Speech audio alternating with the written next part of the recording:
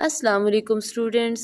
आज के लेक्चर का टॉपिक है यूलाइसिस बाय अल्फ्रेड टेनिसन, जिनका टाइम पीरियड है 1809 टू 1892।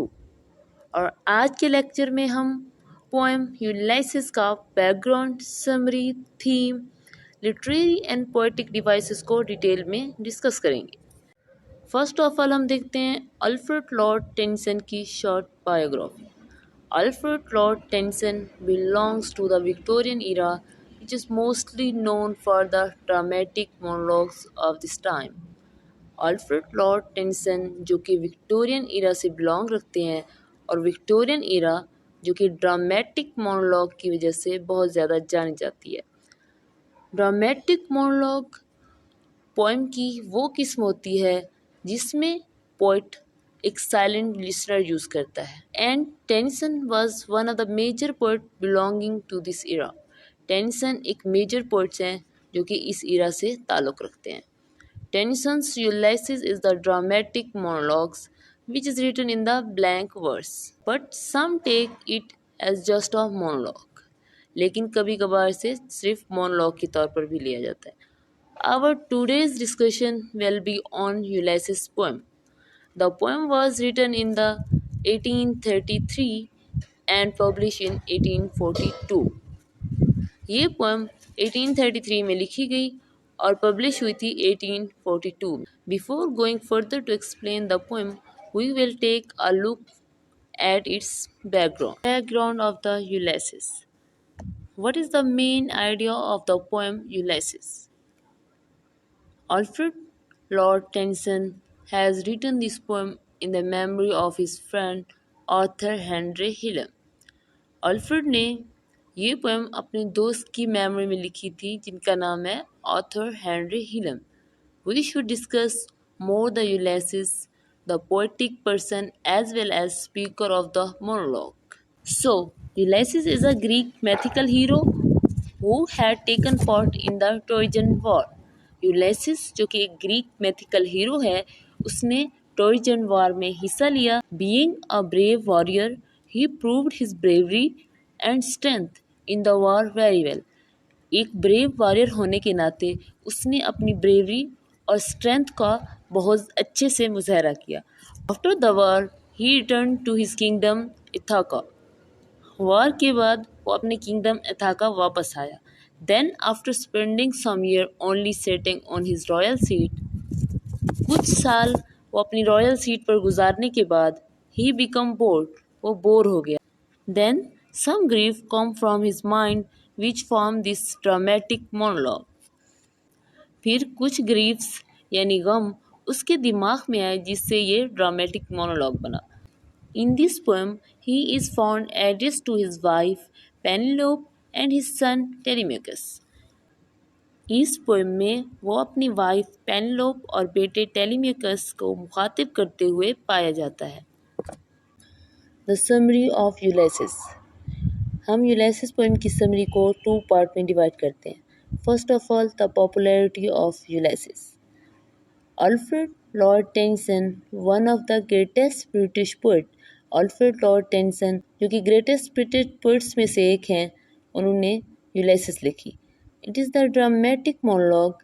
ये एक ड्रामेटिक मोनोलॉग पोएम है। It was first published in 1842। ये फर्स्ट पब्लिश हुई थी 1842 में। The poem speaks about Ulysses as an enterprising man. ये पोएम यूलाइसिस को एक पुरजोश मैन के तौर पर बताती है। He was dissatisfied and bore, जो कि डिससेटिस्फाइड और बोर था विद हिज लाइफ, अपनी ज़िंदगी से, ऑन द आइसलैंड ऑफ एथिका, एथिका के आइसलैंड पे। द पोएम आल्सो एलिस्ट्रेट्स, ये पोएम एलिस्ट्रेट करती है how the search for new lands, कि किस तरह search for new land and the process of exploring, और एक्सप्लोरिंग का process give him immense player, कि उसे बेपनाह खुशी देती है। इट्स पॉपुलैरिटी, उसकी popularity however lies in that it deal with the phenomena of life and the man searching for meaning. इस poem की पॉपुलैरिटी ये है कि ये लाइफ के फिनोमिना और मैन की search for meaning of life के बारे में है। Second part of the summary, Ulysses as the representative of hope. The poem is about the adventurous life of the Ulysses. ये poem यूलेसिस की adventurous life के बारे में है. The story continue from Iliad and Odyssey. ये story Iliad and Odyssey से start होती है. Which detail Ulysses adventure, जो कि यूलेसिस के एडवेंचर की डिटेल है. At the end of long battle and journey. Long battle और जर्नी के एंड पे ही रिकॉन्सिल वो सुलह करता है विद हिज वाइफ अपनी बीवी पेनलॉप से एंड द सन टेलीमेकस अपने बेटे टेलीमाकिस के साथ. द पोएम स्टार्ट होती है where the speaker says that a king earns nothing from just resting from the fire with his elderly wife and establishing new law for his savage race. Poem उस time start होती है जब speaker कहता है कि king अपनी old wife के साथ आग में आराम करने और अपनी वहशी नस्ल के लिए न्यू लॉ कैम्प करने से नहीं कमाता. Ulysses is restless spirit.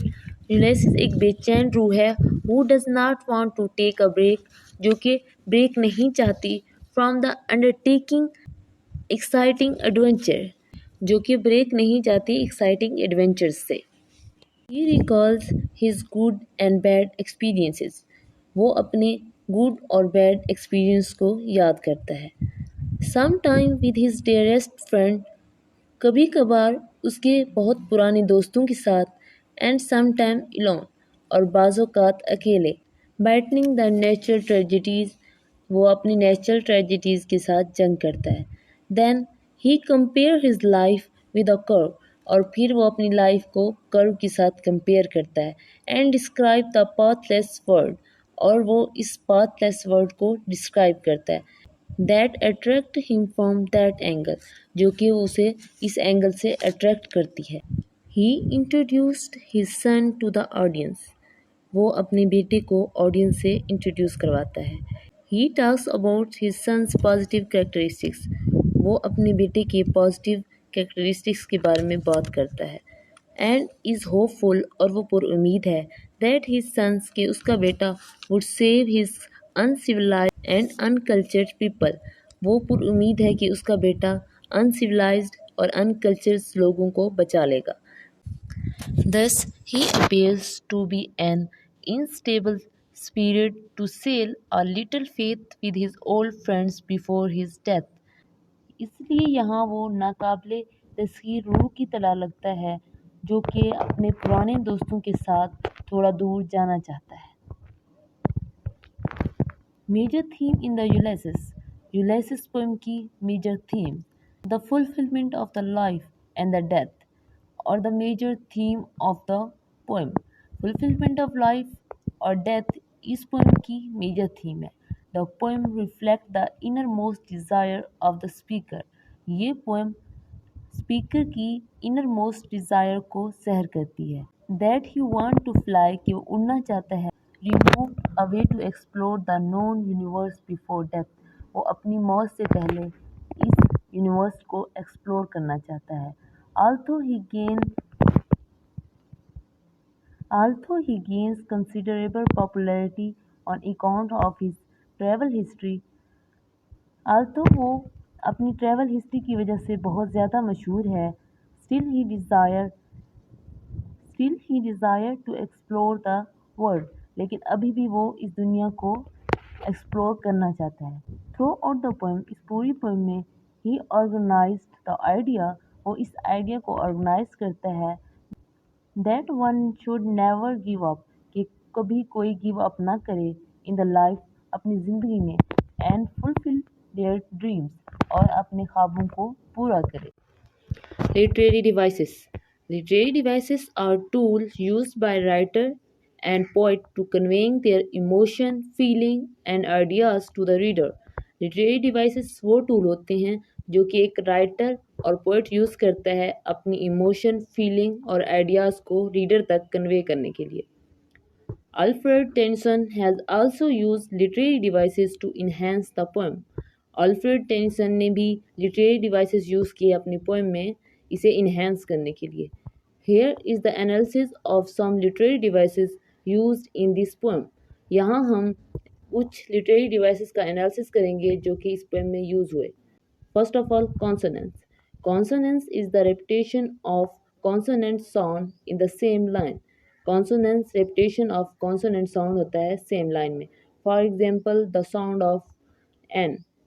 Mine on Telemachus. In this line, we can see the sound of N in the word sun, mine, on. Second है assonance. Assonance is the repetition of vowel sound in the same line. Assonance होता है repetition of vowel sound same line में. For example, the sound of A in the long days wanes, the slow moon climbs the deep. Alliteration. Alliteration is the repetition of consonant sound in the same line in quick succession. Alliteration होता है repetition of consonant sound का same line में लेकिन quick succession में आ जाता है. For example, the sound of F in the free hearts, free forehead, you and I are old. Injectment. It is defined as the thought verse. इसे define किया जाता है वो thought verse that does not come to an end, जो कि किसी end पे नहीं पहुंचती at the line break होने तक. Instead it roll over the next line. Instead वो roll over होती है next line में. Personification. Personification is to give an human quality to an object. Personification में हम human quality किसी object को देते हैं. For example, for always rhyming with a hunger heart. Here, the heart is personified as if it can experience hunger. Metaphor. It is a figure of speech in which an implied comparison is made between different objects. Metaphor वो figure of speech है जिसमें comparison किया जाता है two different objects में. For example, how dull it is to pause to make an end, to rust unblemished, not to shine in use. Here the poet compares himself to a dull and lifeless surface. Poetic device. Poetic and literary devices are the same, but a few are used only in poetry. Poetic और literary devices same होती हैं लेकिन कुछ devices जो सिर्फ poetry में use होती हैं poetic devices कहलाती हैं. Here is the analysis of some of poetic devices used in this rhyme. यहाँ कुछ poetic devices का analysis करेंगे. First of all, dramatic monologue. Dramatic monologue is a poem spoken by a single person to an audience. Dramatic monologue वो poem होती है जो कि एक सिंगल पर्सन बोलता है एक ऑडियंस के साथ. The audience can be one person और a group of people. Audience one person भी हो सकता है और ग्रुप ऑफ पीपल भी हो सकता है. Ulysses is a famous dramatic monologue और ये पोएम यूलिसिस भी एक फेमस ड्रामेटिक मोनोलॉग है. Stanza. A stanza is a poetic form of words and lines. Stanza एक पोएटिक फॉर्म ऑफ वर्ड्स होता है और lines. There are 3 stanza in this poem. इस poem के 3 stanza हैं. Each have a different length और हर एक की different length है. Free verse. Free verse is a type of poetry. Free verse एक poetry की type है that does not contain pattern of rhyme meter, जो कि pattern of rhyme meter नहीं रखती. This is a free verse poem with not strict rhyme scheme or a material pattern. Ulysses poem भी एक free verse poem है जो कि कोई राइम स्कीम को स्ट्रिक्ट फॉलो नहीं करती. सो फ्रेंड्स, आज का लेक्चर यहीं पे एंड होता है. आई होप आपको अल्फ्रेड टेनिसन की पोएम यूलिसिस की summary, theme, literary and poetic devices understand हो चुके होंगे. Thank you for watching this lecture.